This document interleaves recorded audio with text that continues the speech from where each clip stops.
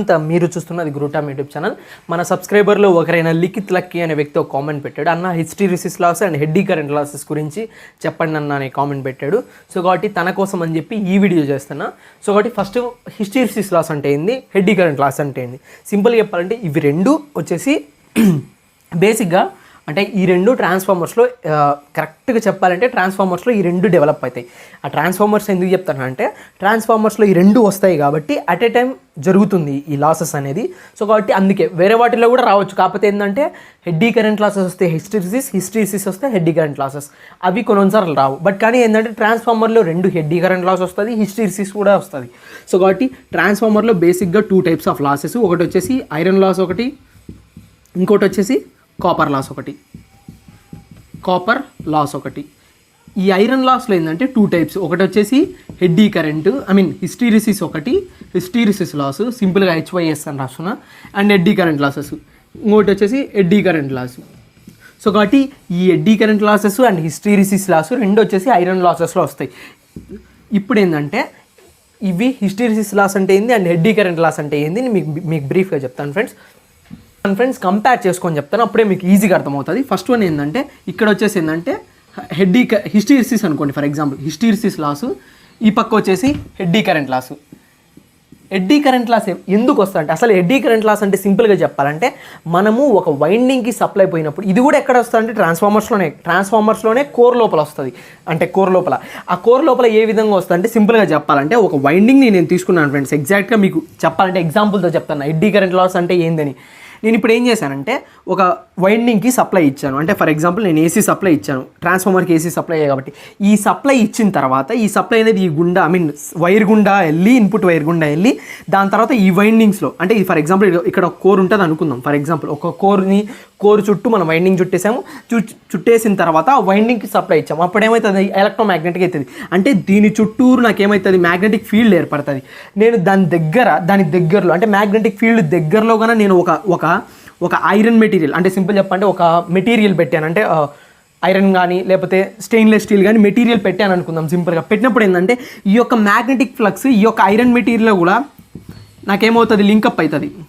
ఈ యొక్క iron material కూడా లింకప్ అయినప్పుడు దీంతో నాకేమవుతుంది అంటే కరెంట్స్ ఫ్లో అవుతాయి. అంతేగాని ఫ్రెండ్స్ ఫారడే సెకండ్ లా ప్రకారంగా ఏంటంటే మ్యూచువల్ ఇండక్షన్ లాగా అనుకోండి. సింపుల్ చెప్పంటే మ్యాగ్నెటిక్ ఫీల్డ్ ఇక్కడ ఉండేది కాస్త ఇక్కడికి లింకప్ అయింది. లింకప్ అయినప్పుడు దీంతో నాకేమైందంటే కరెంట్ ప్రొడక్షన్ జరిగింది. ఎక్కడ ఈ యొక్క ఐరన్ మెటీరియల్లో, ఐరన్ తీసుకుంటాను ఎగ్జాంపుల్గా, ఐరన్ మెటీరియల్ నాకేమైంది, కరెంట్ ప్రొడక్షన్ అనేది జరిగింది. ప్రొడక్షన్ జరిగినప్పుడు ఏది కరెంటు, ఆ కరెంట్ని మనం ఎడ్డీ కరెంట్స్ అంటాము. సో కాబట్టి ఎగ్జాక్ట్ చెప్పాలంటే ఓల్డెన్ డేస్లో మనకు కొన్ని ఎలక్ట్రికల్ మీటర్స్ ఉండేవి ఇంట్లో. ఇప్పుడంటే అన్ని డిజిటల్ వచ్చాయి. ఎలక్ట్రిక్ మీటర్స్లో ఏం చేస్తారంటే ఒక డిస్క్ పెడతారు. ఎడ్డీ కరెంట్ లాసెస్ ఆ డిస్క్లో ప్రొడక్షన్ జరుగుతుంది. అంటే సింపుల్ చెప్పంటే పాత మీటర్లలో ఒక డిస్క్ తిరుగుతూ ఉండేది. ఆ డిస్క్లో ఏమైతే కొన్నిసార్లు ఎడ్డీ కరెంట్ లాసెస్ వచ్చినప్పుడు ఆ డిస్క్ తిరగదు. డిస్క్ తిరగకపోతే మీటర్స్లో మనకేమైతే రీడింగ్స్ కరెక్ట్గా చూపేది. వాళ్ళు ఏం చేస్తారంటే ఎలక్ట్రికల్ వాళ్ళు వర్క్ చేసే వాళ్ళు ఏం చేస్తారంటే ఆ యొక్క డిస్క్కి ఒక హోల్ పెట్టేస్తారు. హోల్ పెట్టేసినప్పుడు అది ఎగ్జాక్ట్గా చూడడానికి ఇలా ఉంటుంది. హోల్ పెట్టేసినప్పుడు ఇది మధ్యలో మిడ్ పాయింట్ అనుకుంటే హోల్ పెట్టేసినప్పుడు ఏమవుతుందంటే హెడ్డీ కరెంట్ లాసెస్ అనేవి అంత ప్రొడ్యూస్ అవ్వవు. సో కాబట్టి ఇది ఫ్రెండ్స్, అప్పుడు ఏమైతే ఎలక్ట్రికల్ బిల్ కరెంట్కి వస్తుంది. సో కాబట్టి హెడ్డీ కరెంట్ లాసెస్ అంటే సింపుల్గా చెప్పాలంటే వైండింగ్కి సప్లై ఇచ్చినప్పుడు దాని దగ్గరలో ఒక ఐరన్ మెటీరియల్ కానీ ఏదైనా మెటీరియల్ కానీ పెట్టినప్పుడు దాంట్లో కరెంట్ ఫ్లో అయ్యి దాంట్లో కరెంట్ ఫ్లో అయిందాన్ని మనం ఎడ్డీ కరెంట్స్ అంటాం. ఆ ఎడ్డీ కరెంట్స్ ఏం చేస్తాయంటే మెయిన్ యొక్క కరెంట్ని అపోజ్ చేస్తుంది. సో కాబట్టి అందుకే మనం దాన్ని ఎడ్డీ కరెంట్స్ అని, కరెంట్స్ అనేవి ప్రొడ్యూస్ అవుతున్నాయి ఆ యొక్క డిస్క్లో, ఆ యొక్క ఐరన్ మెటీరియల్లో. సో కాబట్టి అదేం చేస్తారంటే కొన్నిసార్లు మెయిన్ దాన్ని కూడా అపోజ్ చేసే ఛాన్సెస్ ఉన్నాయి. సో కాబట్టి దాన్ని మనం ఎడ్డీ కరెంట్స్ అని చెప్తాం ఫ్రెండ్స్. సో కాబట్టి ఇది ఎడ్డీ కరెంట్స్. దానికి ఒక ఫార్ములా ఉంది ఆ ఎడ్డీ కరెంట్స్కి, అది కూడా మీకు ఎక్స్ప్లెయిన్ చేస్తాను ఫ్రెండ్స్.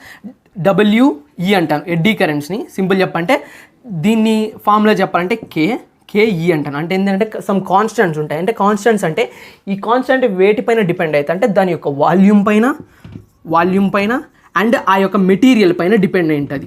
అది ఐరనా లేకపోతే జింకా లేకపోతే ఇంకోటి ఐరనా స్టెయిన్లెస్ స్టీలా, అట్లా బేస్డ్ అప్ ఆన్ మెటీరియల్స్కి తగ్గట్టు ఆ యొక్క లాసెస్ అనేవి ప్రొడ్యూస్ అవుతాయి.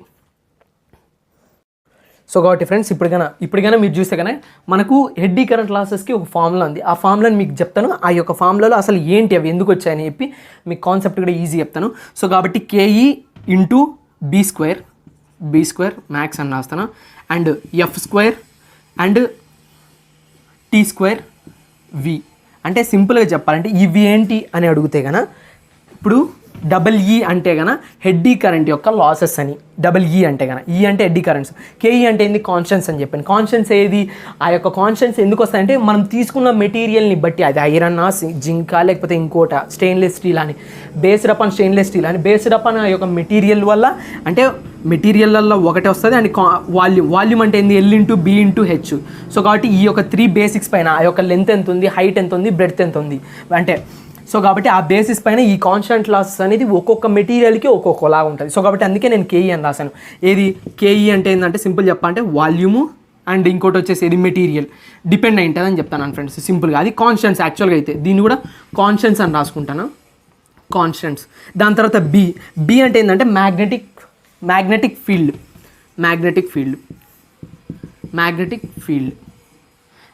ఈ మ్యాగ్నెటిక్ ఫీల్డ్ ఎందుకంటే ఎడ్డీ కరెంట్స్ అనేది మ్యాగ్నెటిక్ ఫీల్డ్ మీద కూడా డిపెండ్ అయి ఉంటుంది. ఒకవేళ మ్యాగ్నెటిక్ ఫీల్డ్ కానీ ఇంక్రిమెంట్ అయింది అనుకోండి, ఎడ్డీ కరెంట్ లాసెస్ కూడా ఇంక్రిమెంట్ అవుతాయి. సో కాబట్టి కాకపోతే ఏంటంటే ఇక్కడ చూస్తే మిగతా టర్మ్స్ అన్ని తీసేస్తే E B² అని చెప్పి రాసుకోవచ్చు. ఎందుకంటే B² అంటే magnetic field square times increment అయితేనే E అనేది 1 టైం మాత్రమే ఇంక్రిమెంట్ అవుతుంది. సో కాబట్టి అందుకే B² E అని రాసుకున్నా. ఫార్ములాకి తగ్గట్టు నేను చెప్తున్నా. B అంటే మ్యాగ్నెటిక్ ఫీల్డ్ అని, అండ్ F అంటే ఏంటంటే ఫ్రీక్వెన్సీ ఫ్రెండ్స్. ఎందుకంటే ఫ్రీక్వెన్సీ మీద కూడా ఈ యొక్క ఎడ్డీ కరెంట్స్ అనేవి ఇంక్రిమెంట్ అవుతాయి. F² ఉంది ఇక్కడ, అంటే ఏంటంటే ఇది కూడా అంతే, F² అంటే ఏంటంటే square times of the frequency వస్తే 1/1 అంటే 1 పార్ట్ మాత్రమే మనకు ఎడ్డీ కరెంట్స్ అని ప్రొడ్యూస్ అవుతాయి. ఫర్ ఎగ్జాంపుల్ అప్పుడు ఒకవేళ F⁴ అంటే 4 టైమ్స్ ఫ్రీక్వెన్సీ ఇంక్రీజ్ అయితే ఇది 2 టైమ్స్ ఆఫ్ ఎడ్డీ కరెంట్స్ని ఇంక్రిమెంట్ చేస్తుంది. సో కాబట్టి ఎగ్జాంపుల్ చెప్తున్నది అంటే ఏంటంటే ఫ్రీక్వెన్సీ అనేది డబల్ టైం వస్తే ఎడ్డీ కరెంట్స్ అనేవి ఇంక్రిమెంట్ అవుతాయి. ఒకవేళ 1 టైమే వచ్చింది ఫ్రీక్వెన్సీ అంటే 50 ఎడ్జెస్ వచ్చింది నార్మల్గా అనుకుంటే హెడ్డీ కరెంట్స్ తక్కువ వస్తాయి. అదే ఫ్రీక్వెన్సీ పెరిగితే కన్నా హెడ్డీ కరెంట్స్ కూడా పెరుగుతాయి. సో కాబట్టి అది. దాని తర్వాత ఇంకోటి ఏంది టీ అంటే ఏం లేదు ఫ్రెండ్స్, టెంపరేచర్ మీద కూడా. ఎందుకంటే ఏంది బ్రో టెంపరేచర్ ఎందుకు వచ్చిందంటే సింపుల్ చెప్పండి, ట్రాన్స్ఫార్మర్స్ కాబట్టి ట్రాన్స్ఫార్మర్స్లో వైండింగ్ ఉంటుంది కాబట్టి వైండింగ్కి సప్లై ఫ్లో అయినప్పుడు దాంట్లో రెసిస్టెన్స్ అనేది ఉంటుంది కాబట్టి ఆ యొక్క వైండింగ్ అనేది హీట్ అవుతుంది. హీటింగ్ అయినప్పుడు ఆ కోర్ చుట్టూరు ఉండేదే మనకు వైండింగ్ కాబట్టి ఆ వైండింగ్ హీట్ అయితే ఆటోమేటిక్గా కోర్ కూడా హీట్ అవుతుంది. ఈ ఎడ్డీ కరెంట్ లాసెస్ అనేవి కూడా ఆ కోర్లోనే వస్తాయి కాబట్టి సో కాబట్టి ఇప్పుడేమవుతుంది ఆ టెంపరేచర్కి తగ్గట్టు కూడా అది కూడా రాస్తాను T². ఇది కూడా ఏంటంటే T టైమ్సే వస్తుంది. T² E అంటే ఏంటంటే హెడ్డీ కరెంట్ లాసెస్ టెంపరేచర్ ఇంక్రీజ్ అవుతే హెడ్డీ కరెంట్ లాసెస్ కూడా ఇంక్రీజ్ అవుతాయి ఫ్రెండ్స్. సో కాబట్టి అది. దాని తర్వాత ఏంటంటే వి అంటే తెలిసింది ఆల్రెడీ చెప్పాను, వాల్యూమ్ మీద కూడా హెడ్డీ కరెంట్ లాసెస్ అనేవి డిపెండ్ అవుతాయి ఫ్రెండ్స్. ఈ యొక్క హెడ్డీ కరెంట్ లాసెస్ని ఎలా మినిమైజ్ చేయాలి అంటే సింపుల్ చెప్పాలంటే to minimize the eddy current losses simple చెప్తాను. హెడ్డీ కరెంట్ లాసెస్ని మినిమైజ్ చేయాలంటే మనం యూజ్ చేయాల్సింది ఏంటంటే సిలికాన్ స్టీల్ మెటీరియల్ని మనం యూజ్ చేయాలి. సిలికాన్ మెటీరియల్స్ని యూజ్ చేయాలి. ఆ యొక్క కోర్ యొక్క లామినేషన్స్ కూడా మనం ఏం చేయాలంటే ఆ యొక్క కోర్ ఉంటుంది కదా, లామినేషన్స్ సింపుల్గా చెప్పాలంటే ఆ యొక్క ట్రాన్స్ఫార్మర్లో కోర్ ఉంటుంది కదా, ఆ కోర్ వైండింగ్స్ని ప్లేస్ చేసే ఆ కోర్ కూడా ఏంటంటే స్ప్లిట్ చేస్తాం మనము.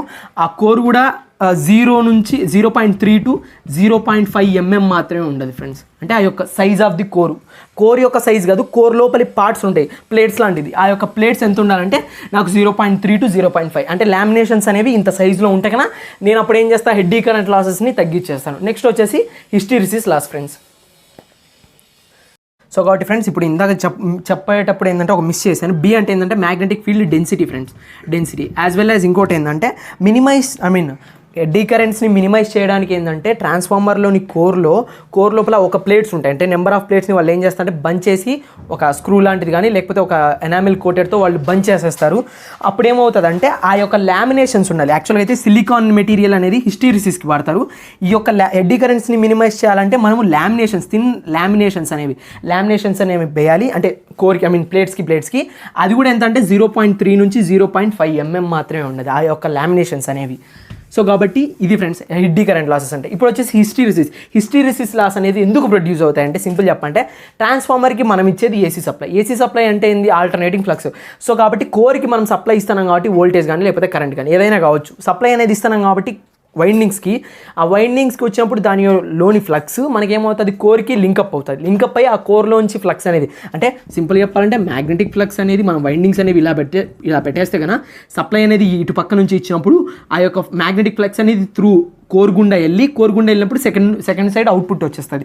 కోర్ గుండా వెళ్ళినప్పుడు దీంతో మ్యాగ్నెటిక్ ఫీల్డ్ ప్రొడక్షన్ జరిగింది. అంటే ఏంటంటే సప్లైకి తగ్గట్టు, అంటే ఏంటంటే కంటిన్యూస్, సింపుల్ చెప్పంటే హెడ్డీ కరెంట్స్ హిస్టెరిసిస్ లాసెస్ అనేది continuity and discontinuous of magnetic field వల్ల. అంటే కోర్ లోపల మ్యాగ్నెటిక్ ఫ్లక్స్ ఒకసారి సైన్ వేవ్ ఫామ్ ప్రకారంగా ఒకసారి ఎక్కువ వస్తుంది, ఇంకోసారి తక్కువ వస్తుంది. సో కాబట్టి ఎక్కువ తక్కువ వచ్చినప్పుడు మ్యాగ్నెటిక్ ఫ్లక్స్ కూడా ఒకసారి ఎక్కువ ఒకసారి తక్కువ, అప్పుడు ఏమవుతుంది అంటే ఈ హిస్టెరిసిస్ లాస్ అనేవి ప్రొడ్యూస్ అవుతాయి. హిస్టెరిసిస్ లాస్ని ఇంకా సింపుల్ చెప్పాలంటే I2R లాసెస్ అని కూడా అంటాము. సింపుల్ చెప్పాలంటే ఈ హిస్టెరిసిస్ లాస్ అనేవి వచ్చినప్పుడు ఆ యొక్క కోర్ యొక్క సాచురేషన్ పాయింట్స్ అంటాము, దాని బియాండ్ గానే జరిగితే కానీ ట్రాన్స్ఫార్మర్ అనేది కాలిపోతుంది. అంతేగాని ఫ్రెండ్స్ సప్లై ఫర్ ఎగ్జాంపుల్ దానికి 230 volts ఇవ్వాలంటే సప్లై మనం ఫర్ ఎగ్జాంపుల్ 430 volts ఇస్తే కానీ లేకపోతే 500 volts ఇచ్చాం, అప్పుడు ఏమవుతుంది, ఆ యొక్క ట్రాన్స్ఫార్మర్ అనేది కాలిపోతుంది. సో కాబట్టి బియాండ్ ద లిమిట్స్ అంటే 230 కంటే 230 ఇస్తే సరిపోతుంది, +10% ఆర్ 5% అంటాము. సో కాబట్టి ఆ ట్రాన్స్ఫార్మర్ తట్టుకుంటుంది. సో కాబట్టి ఇప్పుడు హిస్టెరిసిస్ లాస్ అంటే ఏది continuous and discontinuous of magnetic flux అని చెప్తాము. ఇంకోటి ఏంటంటే ఈ యొక్క హిస్టెరిసిస్ లాస్ని దీనికి కూడా ఒక ఫార్ములా ఉంది. ఆ ఫార్ములా ఏంటంటే ఎడ్డీ కరెంట్ లాసెస్ని WE అంటే హిస్టెరిసిస్ లాస్ని WH అంటాం. ఇది కూడా same formula friends, WH B⁴ Bmax అంటాం దీన్ని. ఇంకోటి వచ్చేసి frequency F1 and V1 friends. ఇప్పుడు ఏంటంటే దీంట్లో కూడా సేమ్ చెప్పాలంటే K అంటే ఏంటంటే కాన్స్టెంట్ వాల్యూస్, KH అంటే హిస్టెరిసిస్ యొక్క కాన్స్టెంట్ వాల్యూస్. సో కాబట్టి కాన్స్టెంట్ రాస్తున్నా సేమ్ దీనిలాగే. కాన్స్టాంట్స్ కూడా ఏంటంటే అది కూడా వేటిపైన డిపెండ్ ఏంటంటే ఆ యొక్క ట్రాన్స్ఫార్మర్ యొక్క మెటీరియల్ పైన యాజ్ వెల్ యాజ్ దాని యొక్క వాల్యూమ్ అంటే L/B/H దాని యొక్క హైట్, లెంత్ అండ్ బ్రెడ్త్ పైన డిపెండ్ అయి ఉంటుంది ఈ కాన్స్టెంట్ వాల్యూస్. ఒక్కొక్క ట్రాన్స్ఫార్మర్కి ఒక్కొక్క కాన్స్టెంట్ వాల్యూ ఉంటుంది. ఇంకోటి ఏంటంటే B అంటే ఆల్రెడీ చెప్పాను magnetic flux magnetic field density. So కాబట్టి BH అనేది ఈ 1.6 అనేది కాన్స్టెంట్ వాల్యూ, ఆల్రెడీ సైంటిస్టులు ప్రిపేర్ చేసి పెట్టింటారు. సో కాబట్టి అదే వాల్యూనే వాడుతున్నారు అందరూ. సో కాబట్టి magnetic field density friends, density. And F అంటే ఏంది, ఫ్రీక్వెన్సీ. సో కాబట్టి ఈ ఫ్రీక్వెన్సీ కూడా రాస్తాను. ఈ ఫ్రీక్వెన్సీ మీద కూడా ఈ యొక్క హిస్టెరిసిస్ లాస్ అనేవి డిపెండ్ అయి ఉంటుంది. అండ్ లాస్ట్లో వచ్చేసి V అంటే కానీ అందరూ వోల్టేజ్ అనుకుంటారు, వోల్టేజ్ కాదు ఫ్రెండ్స్, అది వాల్యూమ్ అంటే ఏం చెప్పాను, L/B/H. అంటే సింపుల్ చెప్పంటే ఆ యొక్క కోర్ అనేది length and breadth and height, ఆ మూడిటి పైన 3 parameters పైన ఈ యొక్క హిస్టెరిసిస్ లాస్ అనేవి డిపెండ్ అయి ఉంటుంది. సో కాబట్టి ఇన్ కేస్ WH అంటే ఏంటంటే హిస్టెరిసిస్ లాస్ పెరిగిందంటే దాని మీనింగ్ ఫ్రీక్వెన్సీ పెరిగిందని, యాజ్ వెల్ యాజ్ వోల్టేజ్ పెరిగిందని, వాల్యూమ్ పెరిగిందని. ఇంకోటి ఏంటంటే ఈ యొక్క B అంటే ఏంది, మ్యాగ్నెటిక్ ఫీల్డ్ డెన్సిటీ. సో కాబట్టి ఈ వీటిల్లో చేంజ్ వస్తే ఆటోమేటిక్గా హిస్టెరిసిస్ లాస్లో కూడా చేంజ్ వస్తుంది. సో కాబట్టి ఇప్పుడు ఏంటంటే మినిమైజ్ చేయడానికి నేనేం చేస్తాను అంటే హిస్టెరిసిస్ లాస్ అనేది నాకు లాసే కాబట్టి ఈ లాస్ని తగ్గించుకోవడానికి నేను ఏం వాడతా అంటే సిలికాన్ మెటీరియల్ని వాడుతున్నాను ఫ్రెండ్స్. ఇందాక చెప్పేటప్పుడు ఏంటంటే ఇక్కడ చెప్పాను, యాక్చువల్గా అయితే సిలికాన్ మెటీరియల్స్ని మనము కోర్ లోపల పెట్టినప్పుడు ఈ సిలికాన్ మెటీరియల్స్ పెట్టినప్పుడు హిస్టెరిసిస్ లాస్ అనేది తగ్గుతుంది. అదే ఎడ్డీ కరెంట్ లాసెస్ని తగ్గించాలంటే లామినేషన్స్ అంటే ఇది 0.3 to 0.5 లామినేషన్స్ని ఎంఎంతో అంటే 0.5 ఎంఎంతో మనం లామినేషన్ అని చేయాలి. అదే హిస్టెరిసిస్ లాసెస్ని రిడ్యూస్ చేయాలంటే సిలికాన్ మెటీరియల్స్ వాడాలి ఫ్రెండ్స్, థిన్ సిలికాన్ లేయర్స్ని. సో కాబట్టి ఇది ఫ్రెండ్స్ ఇది friends eddy current loss as well as hysteresis loss ఎందుకు ప్రొడక్షన్ అవుతాయి అండ్ దాని యొక్క మినిమైజ్ ఎలా చేయాలి అంటే ఎడ్డీ కరెంట్ లాసెస్ని ఎలా మినిమైజ్ చేయాలి అండ్ హిస్టెరిసిస్ లాసెస్ని ఎలా మినిమైజ్ చేయాలనే కాన్సెప్ట్. సో కాబట్టి లిఖిత్ లక్కీ అనే వ్యక్తికి అర్థమైంది అనుకుంటా. వీడియో కన్నా నచ్చితే లైక్ చేయండి, షేర్ చేయండి, సబ్స్క్రైబ్ చేయండి. నా యొక్క వీడియోస్ కన్నా మీకు రావాలంటే పక్కనే ఉన్నటువంటి బెల్ ఐకాన్ని క్లిక్ చేయండి. Thank you friends, thank you for watching.